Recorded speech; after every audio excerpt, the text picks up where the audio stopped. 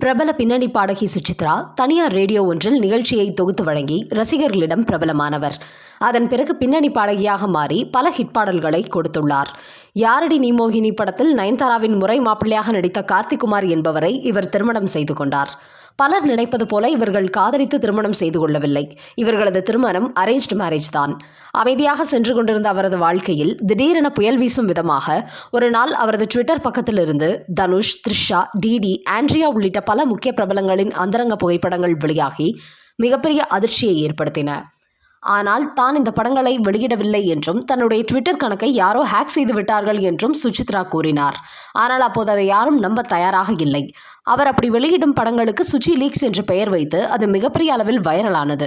ஆனாலும் அவர் யாரையெல்லாம் புகைப்படங்களாக வெளியிட்டாரோ அவர்கள் எல்லோருமே அவர் மீது வழக்கு எதுவும் தொடுக்காமல் பெருந்தன்மையாக அவரை மன்னித்து விட்டோம் என்று கூறினார்கள்.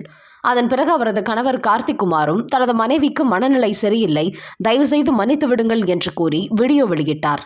கொஞ்ச நாளில் ஒரு வழியாக அந்த சர்ச்சை ஓய்ந்தது. கிட்டத்தட்ட அந்த சம்பவத்திற்கு பிறகு சுசித்ரா திரையுலகிலிருந்து காணாமல் போனார் என்று சொல்லலாம்.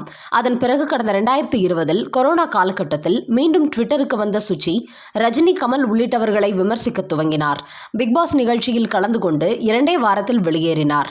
அதன் பிறகு சில வருடங்கள் மீடியா வெளிச்சம் படாமல் ஒதுங்கியிருந்தார்.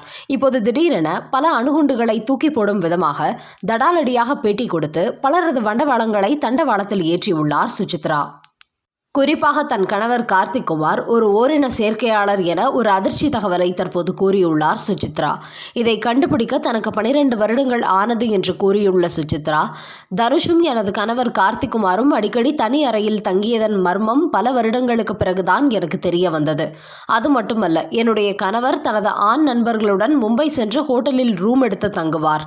இவர்கள் ஏன் ஆண்களுடன் மட்டுமே பழகுகிறார் என்று நினைத்த எனக்கு அதன் பின்னர் தான் அவரது உண்மை முகம் தெரிய வந்தது. அதனால் தான் அவரிடமிருந்து விவாகரத்து பெற்றேன். தனுஷின் மனைவி ஐஸ்வர்யா தனுஷை விட்டு பிரிவதற்கு இதுவும் ஒரு காரணம். அதே சமயம் தனுஷின் மனைவி ஐஸ்வர்யா ஒன்றும் யோகியமில்லை. அவர் தன்னுடைய குழந்தைகளை கவனிப்பதை கூட தனக்கான விளம்பரமாக தான் வெளிப்படுத்தி வந்தார். அது மட்டுமல்ல, ஒரு பக்கம் ஐஸ்வர்யா தனது நண்பர்களுடன் டேட்டிங் செய்ய சென்றார். தனுஷ் இன்னொரு பக்கம் தனக்கு வேண்டியபடி உல்லாசமாக சுற்றினார். இதனால் தான் இவர்கள் இருவரும் தற்போது டைவர்ஸ் வரை வந்துள்ளார்கள்.